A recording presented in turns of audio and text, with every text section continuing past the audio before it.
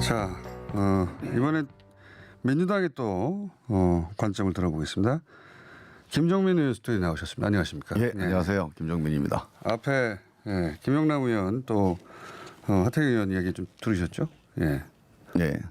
뭐 대부분 들었는데 예. 제가 이렇게 이동하다가 중간중간 좀 놓친 게 있을 것 같아요. 알겠습니다. 네. 자, 그 김영남 의원, 그러니까 자유한국당 소위 조국 TF의 일원이었죠. 네. 네. 그분이 사모펀드를 주로 팠기 때문에 그 이제 자유한국당의 시각을 들어보면 한마디로 요약하면 조국인에는 그 녹취록에 나온 표현이라 제가 빌려 쓰겠습니다. 조국인에는 쩐주다. 예, 이 소위 이제 코링크의 주인이기도 하고 소위 이제 작전 세력과 결합된 전주, 물주, 요게 시각이에요. 예. 네. 검찰 수사도 일단 그걸 확인하려고 하는 것 같습니다. 예. 민주당에서는 이런 큰 틀을 설명해 주시죠. 디테일은 앞으로 나올 테니까 큰 틀의 관점에서 자유한국당에서는 이것은 투기꾼이라는 얘기죠. 조국 일가가. 예. 그래서 아예 운용사까지도 실질적인 주인인 것으로 의심하고 있습니다. 민주당에서는 이 사안을 어떻게 보십니까? 그 문제에 대해서 우리가 이제 정확한 결론을 내려면 네. 크게 두 가지 문제를 정확하게 확인을 해야 됩니다. 네. 하나는 이 펀드 전체가 왜 만들었고 또 어떻게 여기까지 왔는지 이걸 전체를 알아야 이 핵심 주범이 누구냐. 그렇죠. 이게 범죄 행위라면 주범이 누구냐를 알 수가 있거든요. 범죄가 아니라면 어쨌든 범죄가 아니라면 뭐 투자 행위라면 핵심 주 물주가 누구냐 이걸 알 수가 있어요. 그다음에 두 번째는 이 과정에서 조국 후보자나 조국 장관과 조국 장관의 부인이 어떻게 관련된 이 두 가지 문제가 그렇죠. 있습니다. 이 두 가지를 약간 분리시켜서 한번 생각을 해보면 일단 이 펀드가요. 제가 어제 쏟아진 기사를 쭉 보면서 이제 이 사모펀드의 퍼즐이 이제 거의 맞춰져 가고 있구나 하는 생각이 들었어요. 자유한국당에서는 퍼즐이 조국 전주로 맞춰지는 것 같아요. 네, 그래서 이제 그것까지 포함해서 제가 말씀드릴게요. 전체적으로 어제 보면 왜 검찰이 조국 장관을 의심했는지를 제가 알았어요. 어제 그 내용 쏟아진 기사를 보고 애초에 검찰이 지금까지 조국 장관을 그냥 검찰개혁 반대하니까 그냥 몰아간 게 아니고 저는 그건 아니라고 봅니다. 실제로 뭔가 의심할 구석이 있었구나. 근데 이거 사실은 아니지만 하여간 검찰이 왜 의심을 시작했는지 단서가 어제 확인이 됐습니다. 그래서 그거 제가 설명을 드릴게요. 설명 한번 해보시고 설명 안 되면 나가는 거죠. 자, 일단 뭐냐면 일단 이제 김종민 의원을 저희가 모신 이유는 청문 이용도 했겠지만 초기부터 요 사안에 대한 이해도가 가장 깊어서 여러 언론에 계속 등장하셨기 때문에 이것도 역시 가장 이해가 깊지 않을까 하고 모셨습니다. 제가 하여간 이게 좀 이상한 게 검찰이 왜 이렇게 조국 장관을 미워할까? 아니 분명히 문제가 있다. 단순히 2017년도에 그 코링크 사모펀드에 투자한 거 말고 복잡한 문제가 있다고 계속 얘기를 했어요. 일관되게. 저도 그렇게 처음부터 들었습니다. 그 심지어는 2015년부터 뭔가 돈의 흐름이 있었다. 거래가 있었다. 그 얘기가 어제 나온 거죠. 사실상 이 전체를 주도했을 가능성이 높다. 그렇게 본 거죠. 그러면 이거는 우리 문재인 정부의 폭탄이다. 그러니까 그게 맞다면 김영남 의원의 주장처럼 전주가 맞죠. 그렇죠. 그래서 지금 한국당도 그렇고 다른 분들은 다 그게 사실이라고 보고 있는데 이게 사실이지 않을 가능성이 높아졌어요. 어제 보도를 보면서 제가 이게 거꾸로 아니겠구나. 어제 보도는 그런 전주이지 않겠냐는 뉘앙스의 보도가 전혀 아닙니다. 왜 이게 이제 그 이면에 있는 건데 일단 이 기본적인 이 개요를 좀 설명을 드리면 익성이라는 회사가 나옵니다. 의원님도 익성을 보시는군요. 익성이 되게 중요한 회사예요. 맞습니다. 저도 그렇게 생각합니다. 자, 코링크라고 하는 회사가 기본적으로 이제 이 그 출발 아닙니까? 운용사죠. 코링크라고 하는 프라이빗 에쿼티 운용사를 설립을 하는데 누가 설립했냐? 익성이 설립을 합니다. 이 설립 자본은 1억이 익성 돈으로 만들어져요. 그러니까 익성이 돈을 내서 이 자본 어디서 취재해서 저랑 비슷한 취재를 오늘 아니요 그게 이제 어제 언론에 다 나왔어요 이미. 그래요? 이게 조각조각 흩어져 있어 갖고 사람들이 모르는 거예요. 근데 이게 제가 이제 그림을 한 퍼즐 맞추듯이 정리를 한번 해보는 겁니다. 익성이 2015년도에 설립을 합니다. 2016년도에. 2월 달에 설립을 2015년에 그런 그림을 그리고 회사 그렇죠. 출범은 2016년에. 상의는 그 정도 했겠죠. 예. 그러니까 16년에 회사 설립을 돈도 하고 2015년에 빌려가요. 그래서 그거 이제 예. 우리 조국 후보자 관계 두 좀 이따 번째 얘기하고 단계에서, 예. 일단 요 코링크 관련된 것만 얘기를 하면 예. 코링크가 2016년도 2월에 익성이 돈을 내서 설립을 합니다. 예. 그리고 한 달 후에 조범동이 예. 자기가 조카입니다, 투자를 조범동은. 네, 조범동 조국 장관의 조카죠. 오촌 오촌 조카. 조카 돈을 내서 유상증자에 들어가요. 그렇지. 증자에 들어가죠. 자, 그러면 계획을 세웠다면 뭔가 이 거대한 계획이 있잖아요. 예. 돈을 벌 계획이 있는 거예요. 예. 이 계획에 처음에 익성이 처음에 1억 출자를 했다는 건 익성이 물주라고 하는 겁니다. 주인이라는 뜻이죠. 보통은. 우리가 쉽게 얘기하면 스트래티직 인베스터라고 하는데 예. 전략 투자자로 실제 투자자예요. 예. 주인이죠. 예. 그 다음에 유상증자로 들어가는 사람은 이거를 FI라고 그래요. 예. 파이낸셜 인베스터. 그러니까 돈 가지고 수익이 되니까 나도 좀 같이 나누자라고 들어가는 거예요. 공부를 좀 많이 하셨네요. 예. 예. 제가 이건 좀 압니다. 예. 그래서 그래서 망하셨죠 투자다가. 또 재청문회 하는 거예요 지금. 자, 거기까지는 그건, 저도 예. 비슷하게 그래서 했어요. 예. 두 번째로 조범동 씨가 들어가요. 네. 들어가서 둘이 이제 같이 엮이게 됩니다. 네. 그래서 사업을 쭉 해왔는데 여기서 해왔던 구상이 이겁니다. 익성이 뭐 하는 회사냐면 현대자동차에 납품하는 자동차 납품 벤더 회사입니다. 2차 전지 과 예. 관련 있죠. 우리 옛날에 현대자동차 벤더 유명한 데가 있죠. 다스요. 예, 다스 같은 거 그런 회사예요. 예, 규모가 있습니다. 예, 그래서 익성이 상장을 하려고 합니다. 그렇죠. 왜냐하면 배터리 사업을 크게 해야 되니까 근데 실패했어요. 상장하다가 실패를 했어요. 예. 그러다가 이게 아니구나. 다른 방법으로 해야겠구나 해서 코링크를 설립을 하면서 어떻게 하냐면 세 가지 펀드를 만듭니다. 예. 그래서 블루 펀드, 레드 펀드, 배터리 펀드 세 가지 펀드를 만들어서 이 펀드가 각각이 하나 더 있었는데 하나는 제 기능을 못했죠. 예. 예. 어쨌든. 각각이 다른 회사에 투자를 해서 이 세 회사를 합쳐가지고 예. 그 이제 상장을 하는데 이게 우회 상장이에요. 그렇죠. 왜냐하면 그 중에 하나가 WFM이라는 회사가 이미 상장 회사인데 원래 영어 회사였는데 깡통이에요. 아무것도 없어요. 깡통이라고까지. 그건 아닌가요? 어쨌든 하여간 상장 회사였는데 자본 잠식된 자본 상장 회사입니다. 잠식됐죠. 예. 그러니까 되게 이제 이런 거를 우리가 이거 비클로 삼아서 예, 여기다 그렇죠. 돈을 집어넣어서 그런 건 투자 매개. 예, 매개체를 삼아서 뭔가 이제 만들려고 하는데 이게 상장 회사니까 예. 되게 좋은 거예요. 예, 그렇죠. 예, 우리 진주로 얘기하면 껍데기에 해당되는 겁니다. 예. 그 껍데기 안에다가 진주만 주면 이 진주조개가 되는 거예요. 우회 상장할 때 그런 회사를 찾죠. 자, 이게 우회 상장이거든요. 예. 그래서 이 WFM을 배터리 펀드가 투자를 해서 WFM을 인수합니다. 그 다음에 레드 펀드가 익성에 투자를 해서 익성의 주주가 돼요. 예. 익성의 IFM이라고 하는 또 자회사가 있어요. 예. 자, 그 다음에 블루 펀드라는 게 있는데 이게 이제 조국 장관이 투자한 예. 이제 펀드거든요. 이 펀드가 웰스 CNT에다가 투자를 해요. 자, 이 세 개 회사를 합쳐가지고 WFM이라고 하는 상장 회사로 다 합치게 되면 누가 제일 이익이냐? 예. 익성이 제일 이익이에요. 왜냐하면 여기서 자유한국당과 차이가 나는 네. 거죠. 자유한국당은 다 합치면 결국은 조국 펀드가 제일 이익이라고 보는 거고. 그거는 조금 예. 조사를 안 하신 거고요. 조사를 더 해보면 예. 이 코링크라고 하는 회사의 제일 핵심이 익성이고 예. 또 익성이 지금 가지고 있는 이 레드 펀드 있잖아요. 예. 이 레드 펀드에서도 익성이 제일 최대 주주예요. 예. 그러면 결과적으로 보면 익성이 여기에 제일 큰 이제 수익을 얻는 거고. 그리고 IFM이라는 곳이 익성의 자회사. 그렇죠. IFM은 익성의 자회사니까. 그래서 조국 전체적으로 펀드도 그 돈이 글로 갔어요. 결국은. 그렇죠. 예. 예. 그래서 이제 근데 이게 왜 범죄가 되고 문제가 됐냐면 지금 말씀하신 대로 블루코어라고 하는 조국 펀드에다가 이제 23억을 넣는데 23억도 조국 가족이 넣은 거 그게 이제 13억 정도 돼요. 예.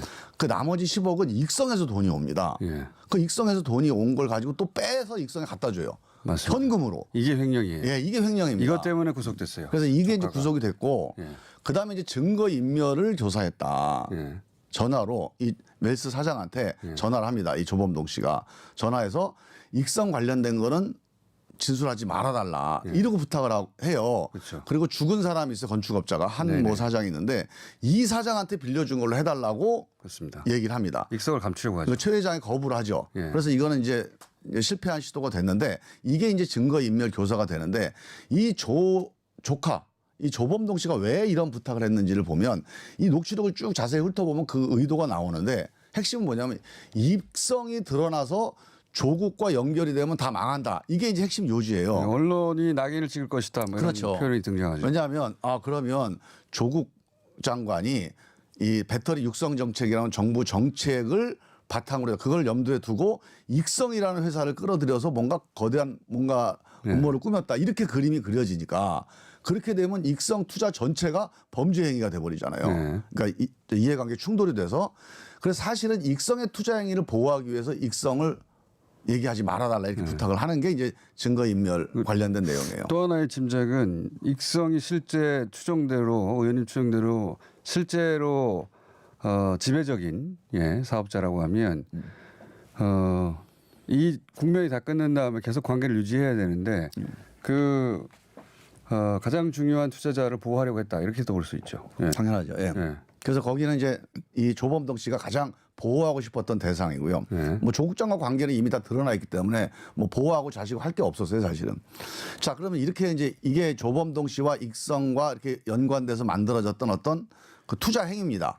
이게 불법 행위가 있어서 이제 구속이 된 거예요. 근데 문제의 핵심은 여기에 조 장관 혹은 조 장관 부인이 관여됐느냐 여부가 핵심 아닙니까? 왜냐하면 오촌 조카가 익성이 아니라 코링크에 참여할 때 돈을 빌리거든요. 5억을. 그렇죠.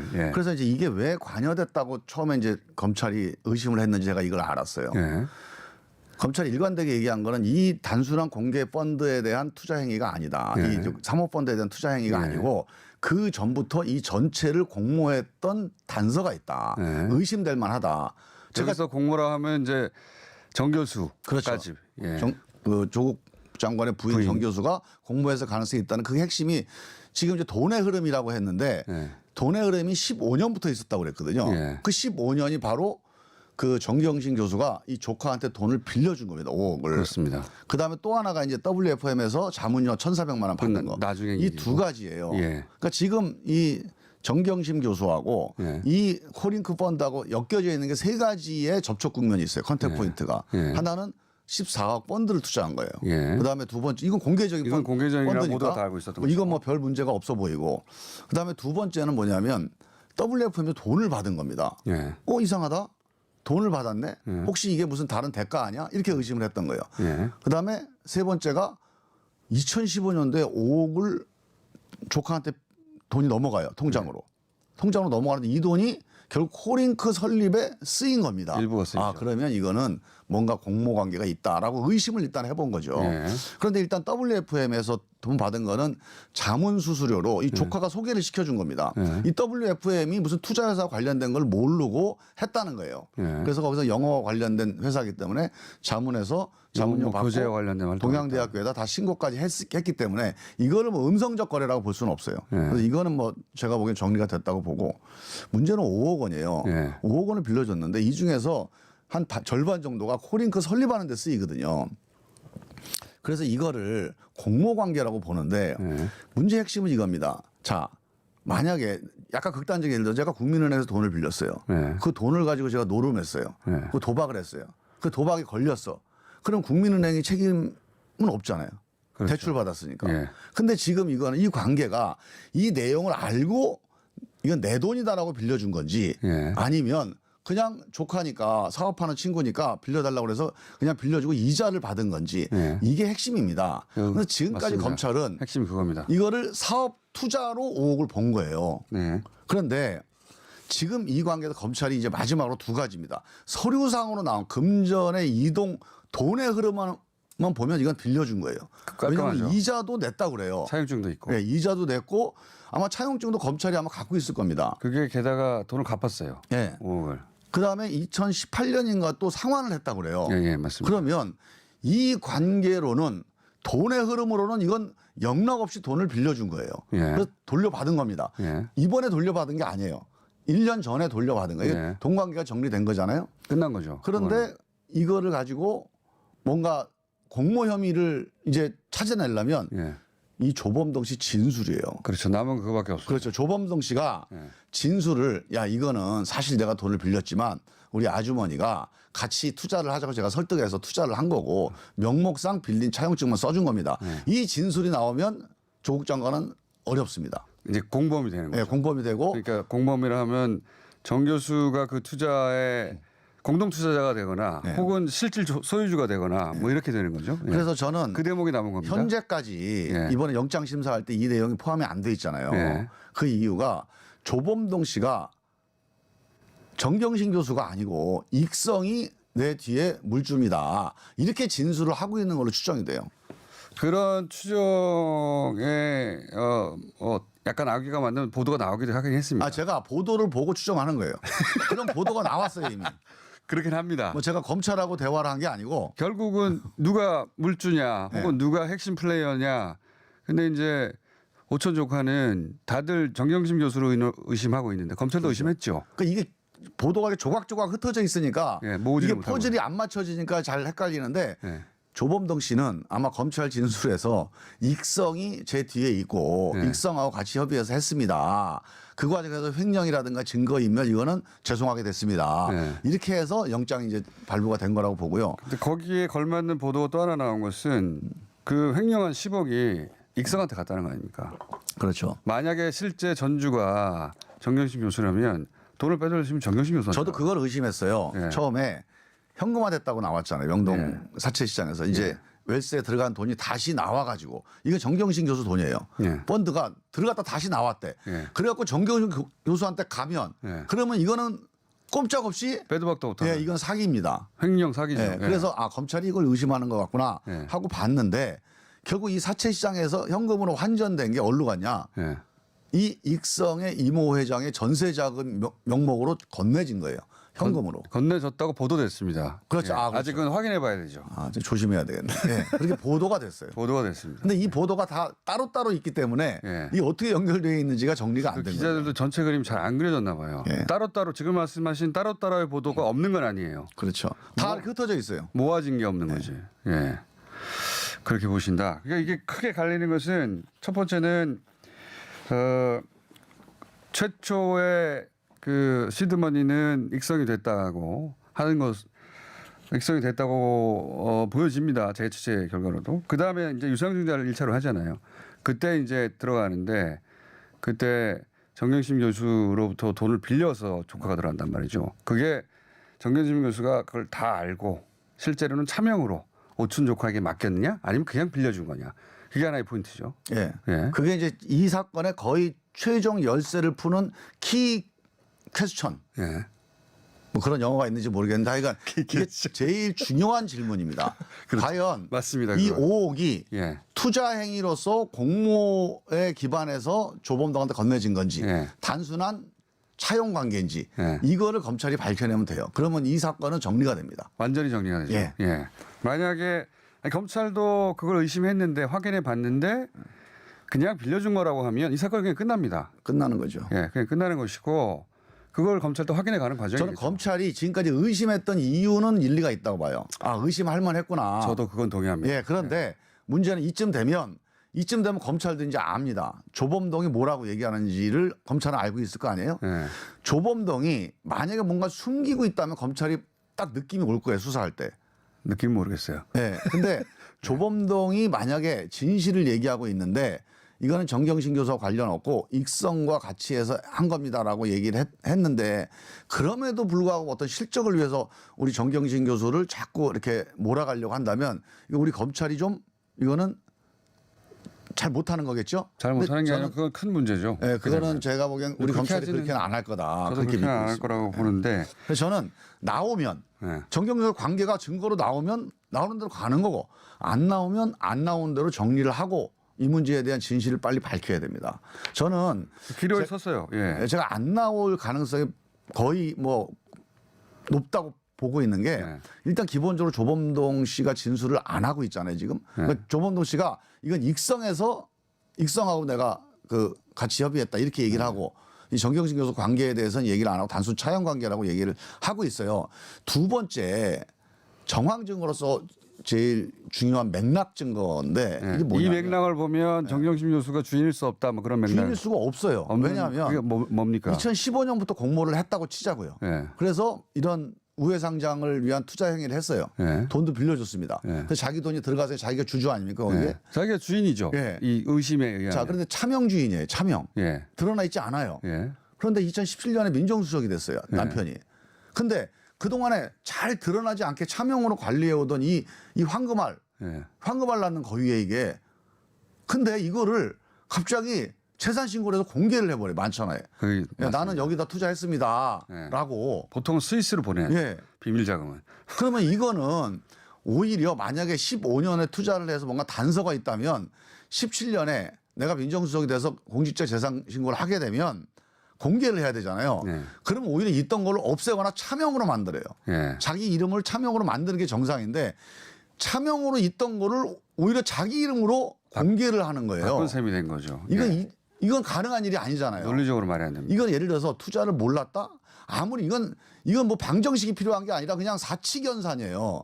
더하기 빼기만 할 수 있으면 판단할 수 있는 문제거든요. 숨기고 싶은 건데 왜 공개 재산에 올릴 수밖에 없는 사모펀드를 했냐 이거 아니죠? 그렇죠. 예. 그래서 이 문제는 제가 보기에는 정경심 교수가 이 코링크 관련된 투자 행위에 전체적으로 운영에 개입됐다고 하는 것은 지금까지는 전혀 단서가 없습니다.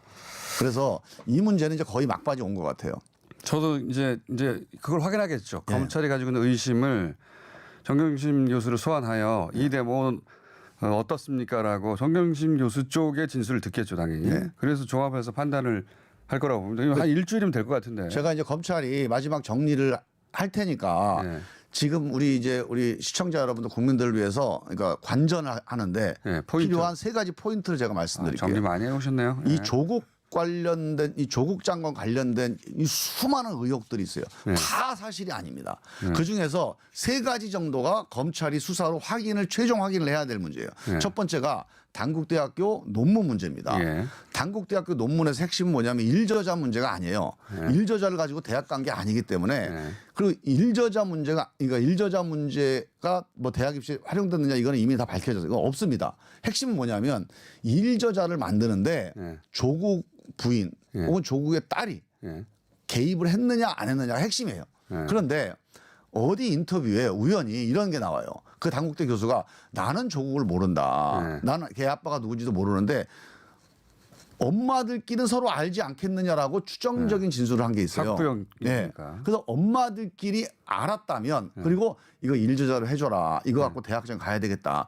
이런 관계가 성립된다면 이게 문제가 될 수 있습니다. 근데 또 한 가지는 저도 이걸 취재를 많이 했지 않습니까? 이게 이제 국내 대학을 가려고 한 것은 수시 2주 전이에요. 그러니까 이 논문을 근데 1학년 때 작업한 겁니다. 그때는 미국 대학을 가려고 2학년 때. 그러니까 실험은 1학년 때 하고 논문이 만들어진 건 2학년 때예요. 그때는 미국 대학을 진학하려고 한 거거든요. 그렇게 가면 이제 더 복잡하긴 한데. 그러니까 이 국내 대학의 용도가 아니라 미국 대학의 용도가 되는 거예요. 단순하게 미국 대학을 위해서라도 백을 써서 일저자가 됐다면 문제가 되는 거니까 핵심은 엄마가 그 엄마하고 해서 하고 그다음에 자기 그 아들은 또 서울대에다가 해줬다. 이게 검찰이 의심하는 거예요. 서로 주고받았다는 거죠. 주고받았다. 이렇게 주고받으면 도덕적으로 법적으로는 모르겠고 도덕적으로는 엄청나게 비난받을 수 있죠. 주고받았다면. 그런데 문제는 이게 근거가 없습니다. 이 엄마들끼리 전화 기록도 없고 대화했다는 진술도 없어요. 단지 이 장 교수의 지나가다 알지 않았겠냐 엄마끼리 학부모니까. 그거는 자신하지 마시죠. 그래서 저는 이제 얘기가 아직까지 나온 진술과 근거가 없다는 거예요. 근거가 없이 의심을 하고 있다는 거. 그래서 이 문제는 이 근거가 있다면 문제가 되는 거고 근거가 없다면 윤리적으로 문제가 되거나 혹은 뭐 일종의 치맛바람으로 치맛바람으로 이해되거나 만약에 부탁조차 안 했다면 일저자가 이 조국 딸에게 어떤 도덕적인 문제가 되는 건 절대 아닙니다. 그건 이 장 교수의 전적인 판단이고요. 윤리적인 문제. 그다음에 이제 두 번째가 동양대 건이잖아요. 왜냐하면 이걸로 당국대를 가려고 고려대를 가려고 했던 건 아니기 때문에. 그래서 그거는 이제 그 엄마 사이의 뭔가 거래나 관계가 있었느냐를 확인하는 게 핵심이고요. 두 번째로는 동양대 문제잖아요. 동양대 건은 왜 시작됐냐면 동양대 표창장은 최성해 총장이 내가 준 적 없다 가짜다 여기서 시작된 거예요. 그렇죠. 근데 최성해 총장의 발언의 신빙성은 그 양반이 교육학 박사가 아니라는 걸로 이미 이제 많이 알려져 있잖아요. 뭐 그게 아니어도 말은 바로 했을 수 있죠. 그런데 전체적으로 반증이 많이 나와요. 그래서 검찰이 이걸 위조했다고 자꾸 얘기를 하는데 위조 증거는 확실하지가 않고 실제로 봉사활동을 했다. 추천을 했다. 내가 이 직인을 찍었다는 사람들의 증언이 있어요. 그래서 검찰이 이 두 가지를 잘 대조해서 사실관계를 밝히면 이것도 저는 뭐 사실관계가 정리가 될 사안이다. 이것도 근데 기소됐기 때문에 법정에서 판가름이 나겠죠. 그렇죠. 이거는 이제 법원이 판단해 줘야 됩니다. 이 두 가지의 다툼이 있어요. 그 법원에서 누구의 말을 믿느냐 이게 이제 하나 남은 문제고. 1번은 법원에서 판정이 날 게 아니라 그냥 윤리적인 문제로 되는 것 같고요. 그리고 이제 그거는 검찰 수사 과정에서 실제로 어떤 관계가 있었는지는 아마 확인이 될 가능성이 있어요. 그렇죠. 그래서 그게 이번은 이제 확인이 법원에서 형사 윤리적인 사건이 문제도 문제가 안 될 가능성이 있습니다. 이번은 형사 사건이 됐고요. 그리고 마지막에 이제 사모펀드 이거는 5억 원. 이 5억 원이 핵심이에요. 5억 원이 실제 정 교수가 운영하려고 코링크를 그렇죠. 그렇게 들어간 거냐 아니면 빌려준 거냐. 빌려준 건지. 그게 핵심이고. 그리고 이미 이제 2018년도에 이게 상환을 했다는 거는 이 돈의 흐름하고 관계없이 이게 그 조카와 이 아주머니 사이의 금전 대차 관계가 성립이 된 거거든요. 그렇죠. 그래서 저는 이번 사건 앞두고 급하게 이걸 상환했다. 그러면 의심할 여지가 있다고 보지만 이미 이제 1년 전에 이 금전 대차 관계가 다 정리가 된 거기 때문에 이거는 빌린 돈 갚은 거다 이렇게 보는 게 맞을 것 같아요. 제가 취재한 바도 있으니 제가 이것이 정 교수의 실소유주 설에 반하는 그러면 말이 안 되는 대목 몇 가지 중에 한두 가지만 말씀드리면 10억을 뺐어요. 10억이 근데 입성한테 간다는 거 아닙니까? 진짜 주인이면 정 교수한테 가야 되는 거죠. 그렇죠. 그게 하나가 있고 그다음에 저는 천암 200배 이게 굉장히 특이한 대목입니다. 10,000원짜리를 200만 원 주고 샀다는 거니까. 근데 만약에 정 교수가 실제 주인이라면 자기 동생한테 200배 남기고 팔았다는 거잖아요. 자기가 주인인데. 근데 그 돈의 일부는 또 자기가 빌려준 거예요. 자기 돈의 가치를 200분의 1로 떨어뜨린 거 아닙니까? 그렇죠. 이거는 뭐 말이 안 돼요. 이거는 형제간에 도저히 있을 수 없는 거래입니다. 만약에 그 돈이 100% 천암의 돈이라면 서로 사이가 너무 나빠가지고 남동생한테 지옥을 맛봐라 그러고 200배를 할 수도 있는데 근데 그 돈이 또 본인이 빌려준 거예요. 그러면 그렇죠. 자기 돈의 가치를 스스로 200분의 1을 떨어뜨린 거잖아요. 제가 아까 그 김영남 의원 인터뷰를 잠깐 들었는데요. 이제 그 천암도 같이 관련돼서 200배라고 하는 게 의심된다 이렇게 얘기를 해요. 그러니까 차명으로 그러니까 실제 주주인데 차명으로 하기 위해서 200배로 그냥 약간 거짓말로 했다 이렇게 얘기를 하셔요. 근데 제가요 이 천암은 이미 검찰 조사를 받고 나왔어요. 근데 검찰 조사 제가 확인을 어디서 보도를 봤는데 이 천암은 피의자가 아니에요. 그냥 참고인이에요. 그리고 참고인은 나온 다음에 아무런 무슨 제재를 받지 않으니까 검찰이 이 천암과 관련된 돈의 흐름에 대해서 이미 다 클리어가 됐다 이렇게 판단한 거죠. 그래서 그건 거론 안 하시는 게 좋다. 김영남 의원한테 말씀드립니다. 그건 두 분이 만나서 서로 김영남 의원은 그 대목을 계속 얘기할 것 같으니까. 근데 이게 검찰이 그렇게 입증을 정리를 한 거니까요. 사모펀드 건은 워낙 복잡해가지고 그 야당의 시각은 심플하고 직관적입니다. 실제 주인이 정 교수이고 조국 장관내가 쩐주다. 심플하죠. 범죄자죠, 사실은. 그 이제 민주당에서 그게 아니다 이런 복잡한 거래 관계를 들여다보면 그게 아니다라고 주장하시는 거 아닙니까? 검찰은 결론을 내겠죠. 거의 다 왔어요 보니까. 지금 말씀하신 대목만 정확하게 확인이 되면 가름이 될 것이고 그리고 검찰이 왜 수사했는지도 이해할 만합니다. 실제. 제가 어제 보도를 보면서 검찰이 지금까지 왜 이렇게 자기 장관이잖아요. 같은 법무부 장관이 검찰 관련된 부서의 장관인데 장관 올 사람을 그래서 다 뭐 언론에서 무슨 뭐 검찰 개혁을 저항하기 위해서다 아니면 뭐 윤석열 총장이 조국 장관 뭐 자기 총장 시킬 때 조국 장관이 반대해서 그랬다 뭐 여러 가지 루머가 많았어요. 근데 다 사실이 아니고 돈의 흐름이 이건 심각하네. 시작을 그렇게 한 겁니다. 돈의 흐름은 의원님이나 저나 최근에 파악한 건데 검찰은 가장 먼저 파악했겠죠. 제가 검찰이 그 흐름이 있다는 얘기는 들었어요. 여러 가지 경로를 통해서 자세히 말할 수는 없으나 그런데 이 내용이 이런 내용이라는 건 어제 여러 가지 돈의 이 이동 과정은 어제 보도에 다 보도가 된 거예요. 근데 제가 따로. 한 가지 아쉬운 거는 이겁니다. 아쉬운 것은 어제 보도가 전 언론이 예. 다 이거를 정경심 교수가 제 말이 그겁니다. 연관됐다고 다 얘기를 해요. 제 말이 그겁니다. 그러니까 저는 이렇게 스타디를 계속 해보니까 아 이거는 정 교수와 관련이 없는 거구나 하는 거를 어떻게 더 심증을 더 굳히게 만드는 상황인데 근데 없다고 보도하지는 못할지언정 그럴 가능성과 아닐 가능성은 대등한 상황이거든요. 바로 그거예요. 그렇게 보도하면 되는데 이제 뭐 조 장관의 설명이 설득력을 잃었다느니. 제가 이제 그런 건데 뒤엔 어떤 언론은요 예. 돈을 갚았다는 얘기까지 써요. 예. 그 5억을 갚았다. 그래놓고도 이게 이 사업에 개입했던 뭐 정황이다 이렇게 써요. 그건 말이 안 되는. 그 제가 이거는 우리 언론이 정말 나중에 이제 사실이 강하게 밝혀지면 이 언론 전체에 대해서 한번 우리가 돌아봐야 됩니다. 과연 이런 식의 보도라는 게 이게 과연 국익에 도움이 되는지 알 권리에 도움이 되는지 언론 자유를 신장시키는 문제인지 저는 이 점에 대해서 어제 그 보도를 보면서 아 이건 정말 우리 언론이 한번 생각을 해봐야 될 문제다.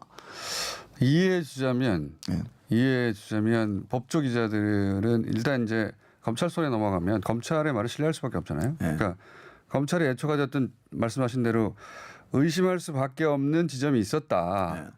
그 영향을 받았다고 할 수도 있겠죠. 근데 그거는 검찰의 시각이라면 언론은 거기서 이제 추가 취재를 해가지고 아니 언론이 존재하는 이유는 양쪽 얘기 들어보는 거예요. 한쪽 얘기만 갖고 기사 쓰면 절대 안 됩니다. 의원님 들어갈 시간이 됐습니다. 네. 양쪽 얘기 들어봐야 돼. 근데 양쪽 얘기를 반영을 안 하고 기사가 어제 많이 생산됐어요. 그거 맞습니다. 저도 그건 무척 지금 지난 한 달이 계속 그래요. 압수수색하면 이거 문제 있는 거 아니야? 기소하다 그러면 이거 문제가 확실히 있는 거 아니야? 이번에도 마찬가지예요. 5억 원이 그렇게 됐어? 그러면 같이 공범 아니야? 이렇게 기사가 나가니까 계속 이 조국 장관에 대한 여론이 문제가 있는 걸로 계속 남아 있는 겁니다. 어제 저는 보도가 가장 악성이었다고 봐요. 예. 왜냐하면 그것만 들으면 지금 저나 의원님처럼 전체 그 파일을 들여다보지 않은 상태에서는 그러면 주인이 정경심 교수구나. 이런 인상을 가지기 딱 좋은 보도였어요. 예. 자, 아닐 가능성도 여전히 절반은 남아 있는데 말이죠. 예. 제가 보기엔 절반 이상인데요. 하여간 일단은 절반이라고 하죠. 양쪽 가능성들을 놓고 검찰이 지금 최종적으로 아마 판단을 할 겁니다. 예. 그 판단을 기다려야 됩니다. 그리고 그 판단이 제가 옳을지 안 옳을지는 모르겠어요. 예. 그런데 그 판단은 법원에서 최종 판결을 받게 돼 있어요. 예. 그래서 저는 검찰도 신중하게 판단할 거다. 그리고 정확하게 판단을 해야 된다. 아니 만약에 예를 들어서 검찰이 지금 의심하는 바 정경심 교수 것이 맞다. 예. 이 코링크가 그러면 확실하게 기소하거나 영장을 칠 것이고요. 그렇죠. 아니라고 치면 여기서 끝낼 수도 있어요. 그렇죠. 끝내는 게 정상인데 예. 마치 이제 뭐 여러 가지 정황들 가지고 뭐 공직자 윤리법을 위반했다 뭐 이런 식의 약간 좀 거기까지는 나가지 마시죠. 예. 작은 사안들 가지고 기소를 한다든가 이럴 가능성도 있는데 저는 그건 정도가 아니라고 보고 이 본 사안에서 정말 정경심 교수가 어떻게 관련됐는지를 정확하게 확인해서 관련됐다면 기소하는 의원님 거. 들어가셔야 됩니다. 예, 관련 안 됐다 그러면 그거는 정리를 해서 이렇게 되면은 저희가 사실을 밝혀야 돼요. 김규리 씨 또 시간을 치고 들어가야 돼요. 일단 여기까지 하겠습니다. 이것은 민주당의 시각이었습니다. 김종민 의원이었습니다. 감사합니다. 예, 감사합니다.